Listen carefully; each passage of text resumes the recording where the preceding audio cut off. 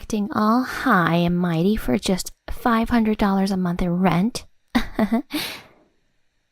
Try stopping your payments. Why did she say that? And why am I preparing to leave the house now? The reason goes back to a few hours ago when my mother-in-law Bessie and I had a disagreement over the rent. Ryan is already in middle school and the expenses are quite significant. Sandra recently started a new part-time job too, so could you please help with the rent? But Betsy completely brushed off the work I do, saying it's just playing around and not worth anything. If you don't want to pay, why don't you just leave?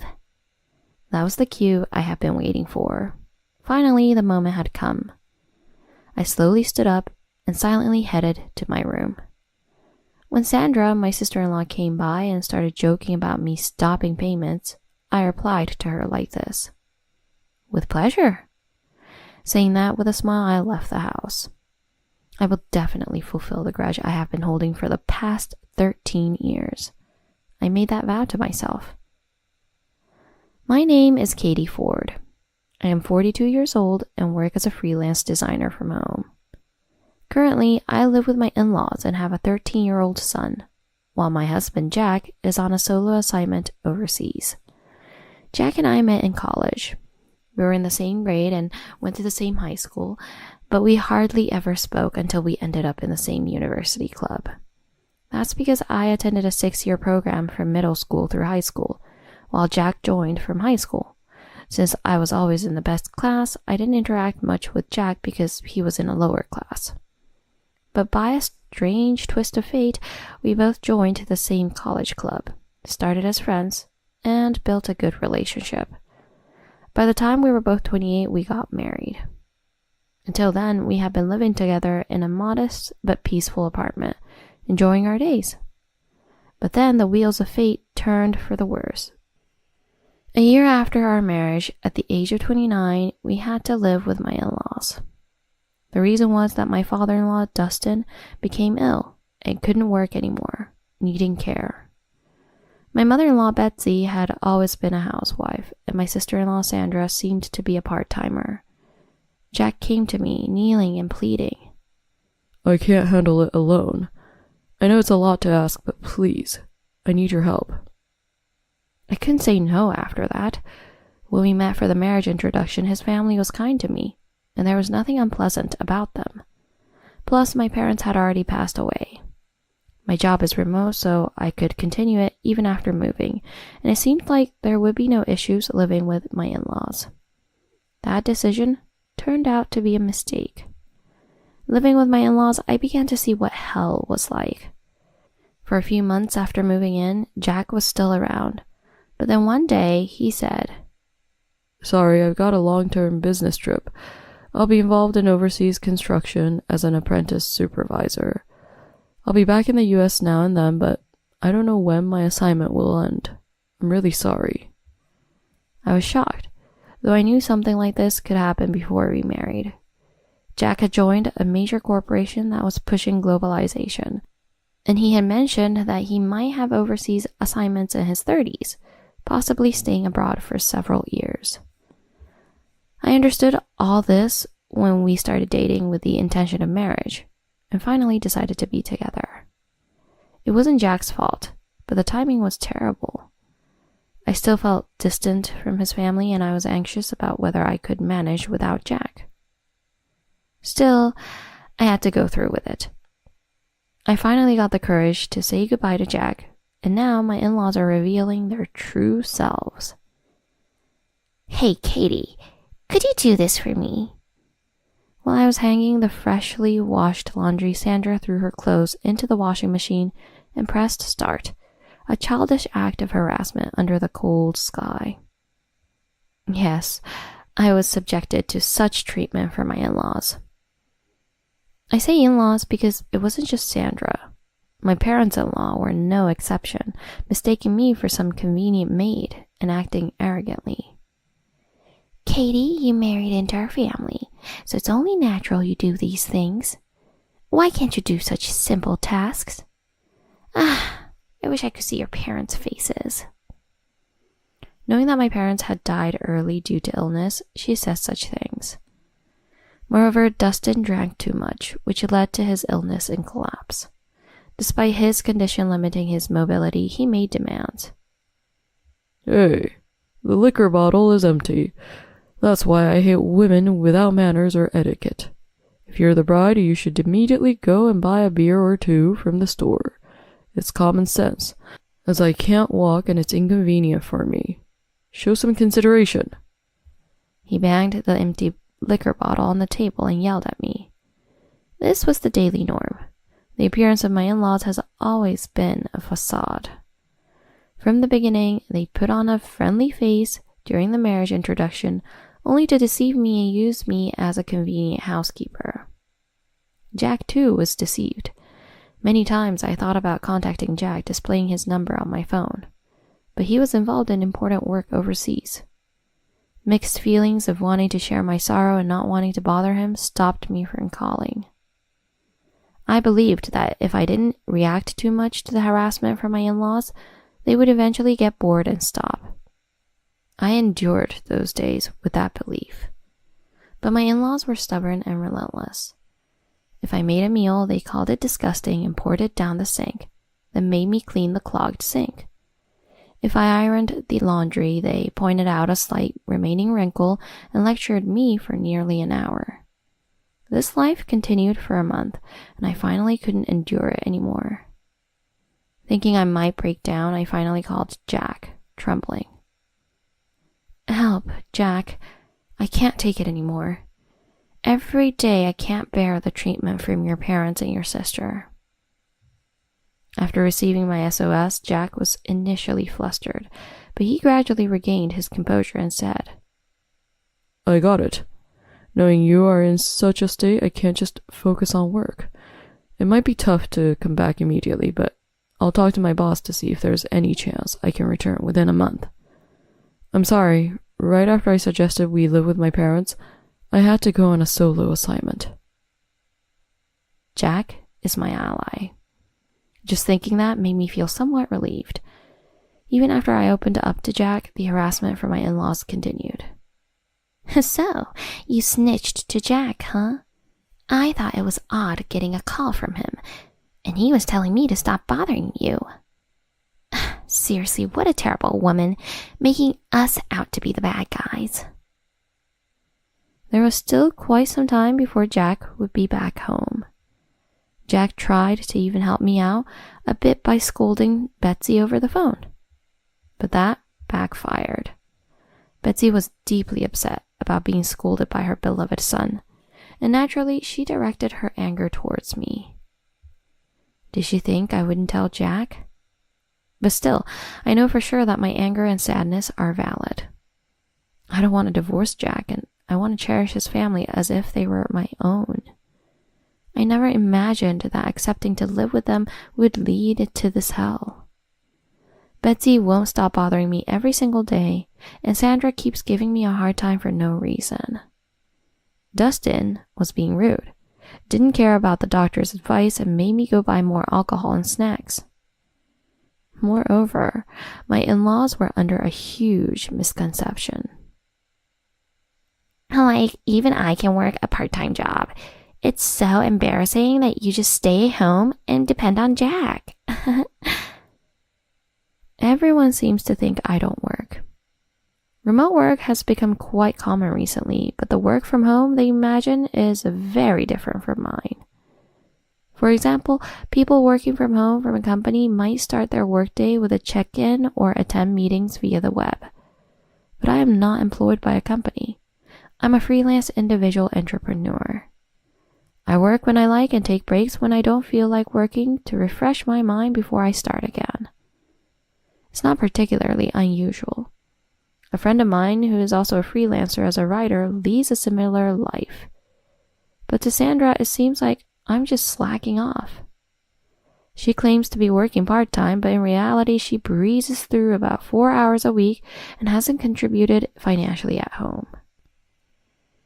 I've even seen her take pocket money from Dustin because it's not enough. And then she has the nerve to call me embarrassing. but I kept my mouth shut to avoid any trouble. There was a reason I didn't leave, even though I was being mistreated. And that was because I was pregnant. A month after that call, Jack finally returned home. He immediately called my in-laws to the living room and lectured them. But the three of them didn't seem to listen at all, appearing as if they were just letting it wash over them.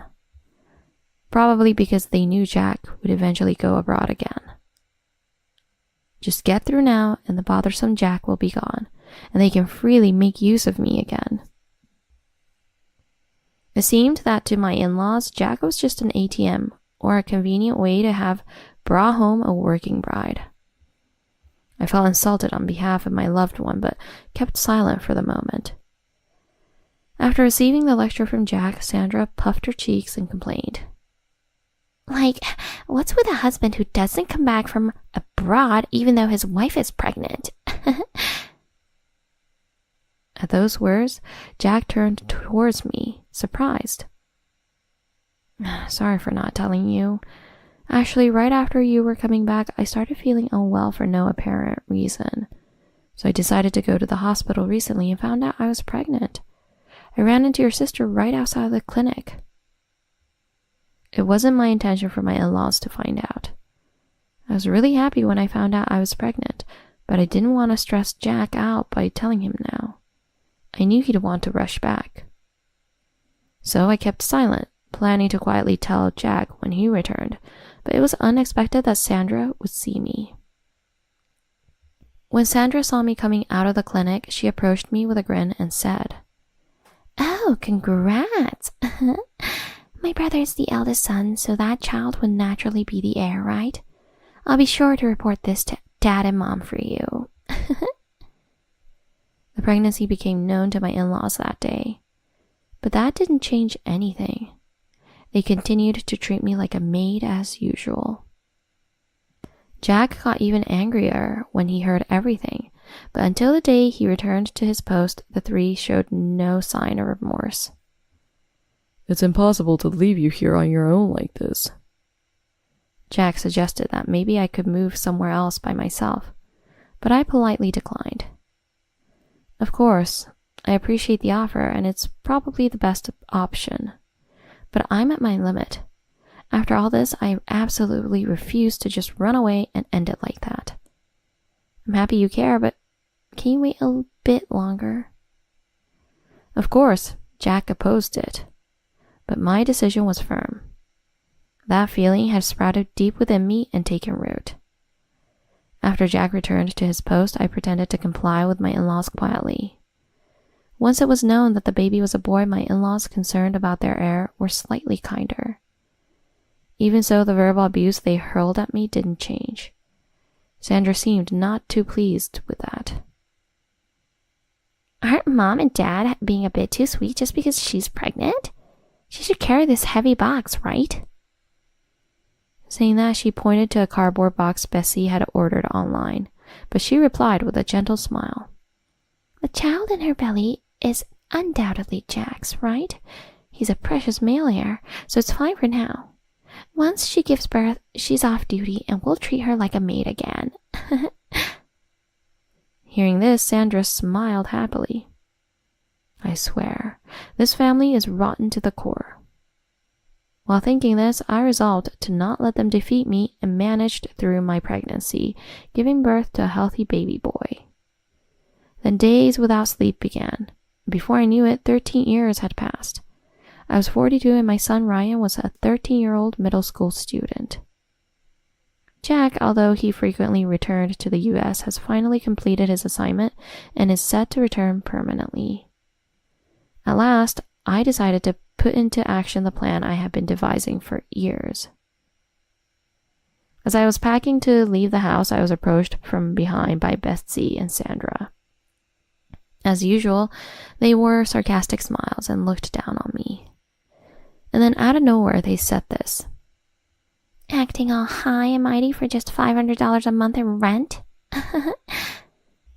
Try stopping your payments. Why they said this and why I am now preparing to leave the house stems from a disagreement over a rent a few hours ago. Ryan is already in middle school and it costs quite a bit of money. He's joined the fencing club and the gear was expensive. I heard Sandra had recently started a new part-time job as well. Could you help with the rent? Then Betsy, angered by just the mention of rent, snapped at me. The rent for this house is only $500, right? Can't you even pay that? How much of Jack's money are you planning to pocket for yourself? You're always just playing around on the computer or drawing. What a life you have. If you don't want to pay, why don't you just leave? I had been waiting for that very word. Or rather, I had led her to say it. Without replying to Betsy, I slowly stood up and silently headed to my room. For the last 13 years, I've been organizing and throwing away stuff bit by bit, getting ready to move out at a moment's notice. So I don't have much personal stuff. A slightly larger suitcase was enough. So while I was busy getting my things, Sandra probably found out from Betsy and showed up, teasing me to cancel the payments if I dared. If they really wanted me to stop, I would. With pleasure. With a smile, I left the house as I said that. I will definitely fulfill the grudge I have been harboring for the past 13 years. With that vow in my heart, I headed to the short stay apartment I had previously contracted. I had already discussed this with Ryan, so he came to the short stay apartment without hesitation and started doing his homework as usual, which made me laugh. Perhaps his adaptability comes from his father, Jack, who is accustomed to living abroad. As I pondered this, I moved on to the next step. Just as Sandra has said, I decided to stop all the payments, starting with the utility companies. When I called them, they said the services would be unavailable starting tomorrow, and I quietly celebrated with a fist pump. My in-laws didn't know, but I was covering all their bills. The accounts were all in my name. When we started living together, Jack was paying. But when he went abroad, we decided it was better to change the contract holder. The principle is that the contract should be in the name of the person living in the house. So, I offered to take over as I was going to be living there and earning enough on my own. Therefore, when they said, try stopping the payments, they never imagined that this would include electricity and water, thinking all along that Jack was paying from abroad. But I was explicitly told by Sandra to stop the payments. So I did just that, and stopped them all. I'm looking forward to tomorrow. As I fell asleep that night, freed from stress, I slept deeply. It was probably the best sleep I had had in these 13 years. The next day, after sending Ryan off, and while I was working at home, predictably, I received a call from Betsy. What do you mean, huh? The electricity and water, everything stopped. You snitched to Jack again, didn't you? Aren't you even ashamed of doing that? As she screeched early in the morning, I had to suppress my laughter while I calmly responded. You were the ones who said it, weren't you? Try stopping the payments. And did you know? I was the one covering all the electricity and water bills for that house. Why should I be yelled at when I just did what you told me to do? Hearing this, Betsy fell silent. She probably never thought that all the payments were in my name, and it was just electricity and water. I also contacted the gas company, and I had already asked the real estate agency to bill them since I would no longer be living there. Soon they should be getting a call from the real estate agency. As I was thinking this, Dustin panicked, said over the phone, The real estate agency just called asking who will handle the next rent payment. What's going on? We can't use electricity or water and now the rent. Did Jack do something? I couldn't help but laugh at his panic. After all, they had always said terrible things about my work, dismissing it as just drawing or playing. After a brief silence, Betsy finally spoke. You say you paid for everything, but it was ultimately from Jack's salary, right? Ha! As if you have the right to be so arrogant. Seriously, this is why I hate low-leveled jerks like you. I got really annoyed when she said that. I have always worked, never solely relying on Jack. It might be about time to reveal my true identity to Betsy, who's being ignorant. I earn money from drawing, you know. I'm also good at web design and make my income from that. My annual income exceeds $100,000. If you call that low level, you must be quite the impressive person, huh? I could tell Betsy gasped in shock. She couldn't believe it. After all, she had looked down on me, thinking I was just playing around, only to be told that the daughter-in-law she underestimated earned over $100,000 a year. Wait, that can't be true. That lie won't work on me. Still refusing to believe, I told her the name of the company I founded and suggested she look it up herself. It seemed Sandra, who might have been listening on speaker, did just that and exclaimed in surprise. No way. It's true. It says Katie Ford right there as CEO. How could you keep this a secret? It wasn't really a secret. They just assumed all along that I was unemployed. They never knew they were underestimating someone who was supporting their lifestyle. I could endure these 13 years because I had Jack and Ryan by my side. Of course, I could have run away, but doing so would only make me the butt of jokes among those in-laws, making me feel even more miserable. Therefore, I decided to endure without fleeing until Jack returned, planning to have my grand revenge in the end. The plan was to sign a lease for a short-stay apartment as soon as Jack's return was confirmed, and then leave the house. I could have just cut off the electricity immediately, but then those greedy three would likely say afterward, "So you're having fun manipulating people since you control the living expenses." Knowing they could brazenly say such things, I decided to turn the situation to my advantage. If I could make it look like they asked me to stop paying, then I wouldn't get in trouble for stopping. I was wondering how to create such a situation when they easily fell into the trap and said, "Go ahead, stop the payments." I can't forget the smug look on Sandra's face when she said it so confidently.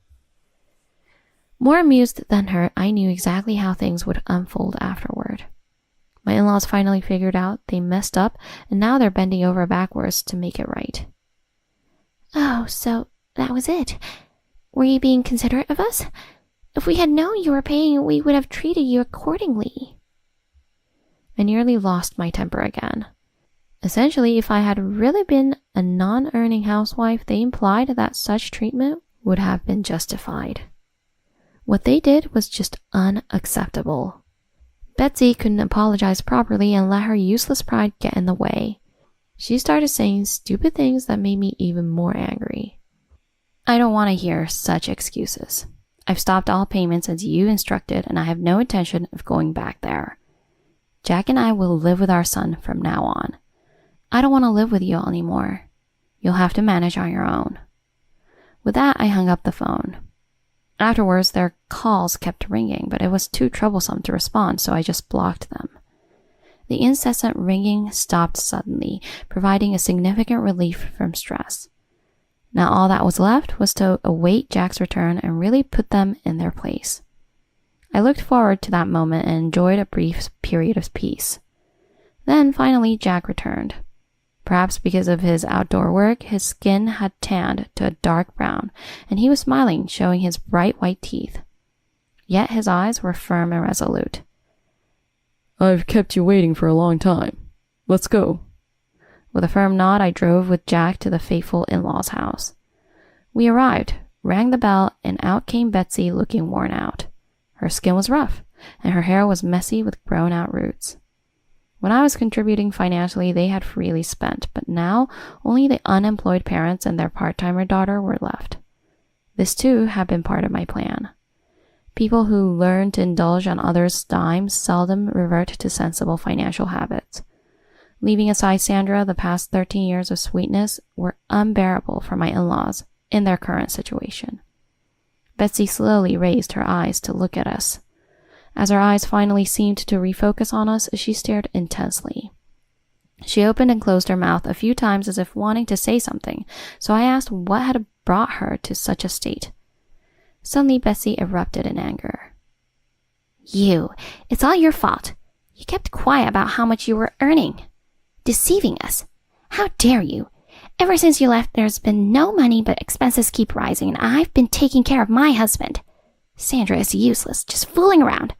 Why did I raise such terrible kids? It's infuriating. Betsy never owns up to her mistakes. She's really full of herself. Astonished, I was about to argue back when Jack quickly responded. I'll return those words right back to you. It's absurd that you think kids should unconditionally devote themselves to their parents. You've been saying, Sandra, being a woman will just get married off, so leave her be. Look what that resulted in. A woman over 40 who can't hold a decent job and just lazes around at home. Betsy was left speechless, and she was skilled at making it seem like she wasn't to blame. Actually, she was always planning how to look innocent. It seemed that Sandra was no different, having learned from her parents. After arguing at the doorstep for a while, Betsy's phone suddenly rang. With a click of her tongue, she paled upon seeing the display, then hastily answered. It was the police. Sandra has died and dashed, and the police are holding her, asking me to come pick her up. What is she doing? Currently, only the in-laws are at home as Sandra went out with a friend or someone. It appears she assumed her meal would be paid for from the start. The other party, a middle school classmate, had contacted her because they were back in town and wanted to meet up after a long time. It seems that the friend didn't know Sandra was a part-timer. After dining together, when it came time to settle the bill, each person was expected to pay for what they ate, and Sandra lost her temper.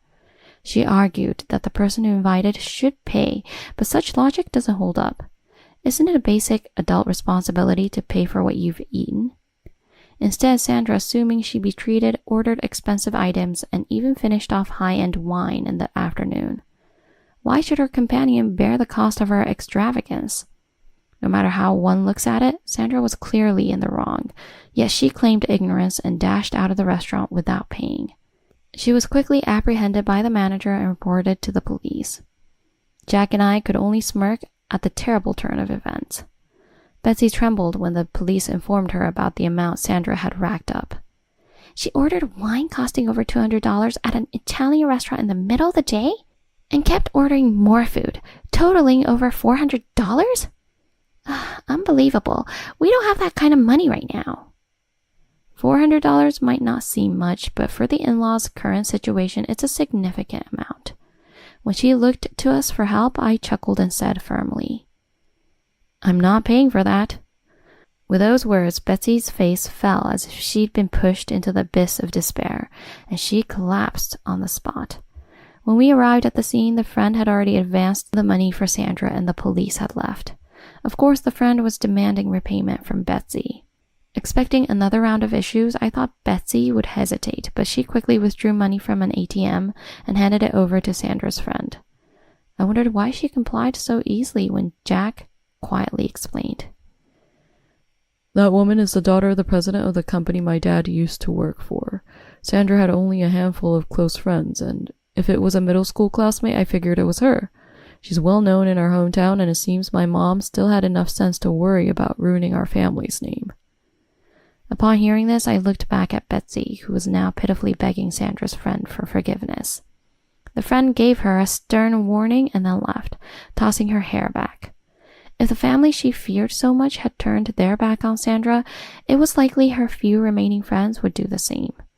When Sandra, sternly warned by the restaurant manager, saw us, she was visibly shocked. Why? Why are you guys here? She covered her face with her hands and started crying, likely embarrassed to be seen in such a disheveled state without money to spend on her appearance. Seeing Sandra, who had always looked down on me in such a miserable state, was satisfying. Jack seemed to think the same, glaring at Sandra with a stern expression.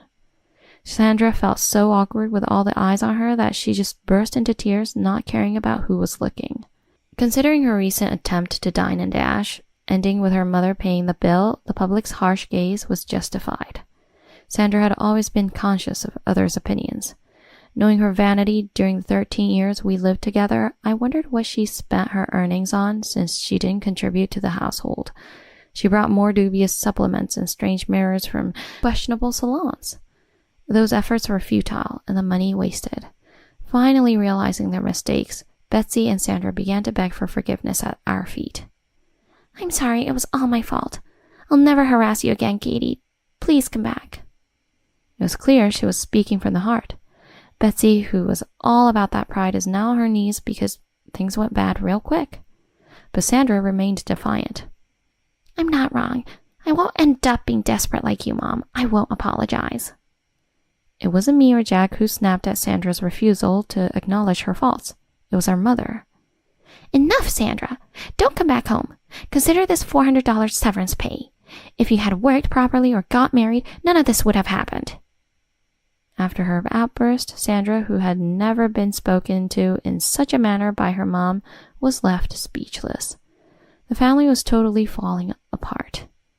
Instead of uniting, they all just pointed fingers and made things worse.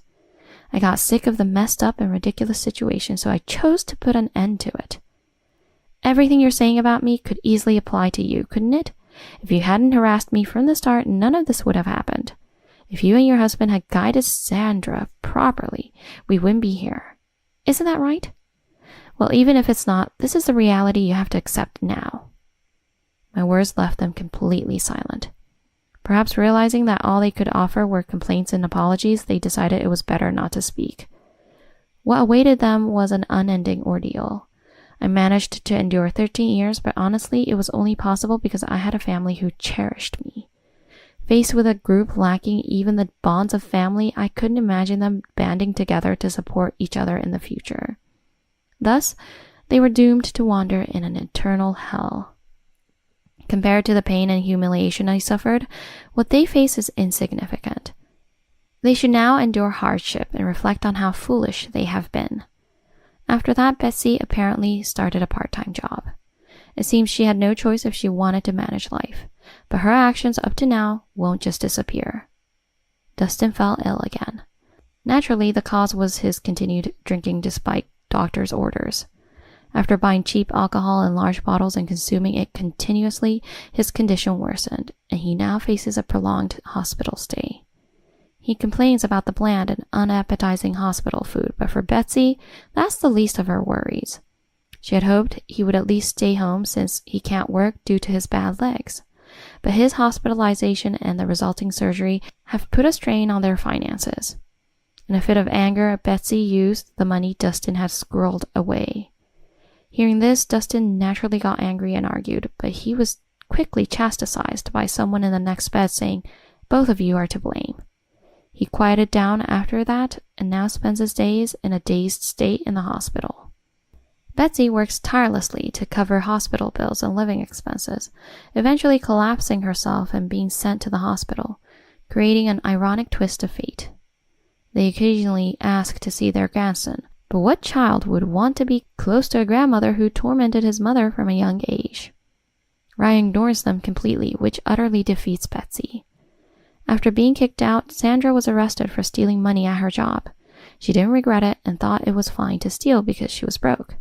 She stole a considerable amount, not just once, but over 5 times, leading to her receiving an actual prison sentence. It was a fittingly abrupt conclusion for Sandra, which made me laugh. I, along with Jack and Ryan, have moved into a high-rise apartment. Even with money, we're making sure we don't get all stuck up like my in-laws. Keeping things modest. Though I lack athletic skills, my son Ryan, true to his father Jack's legacy as a former track team captain, has excelled enough in fencing to compete in national tournaments and attends a prestigious high school where he enjoys his days. Since I have a son who's my only child, I know I'll be a mother-in-law one day.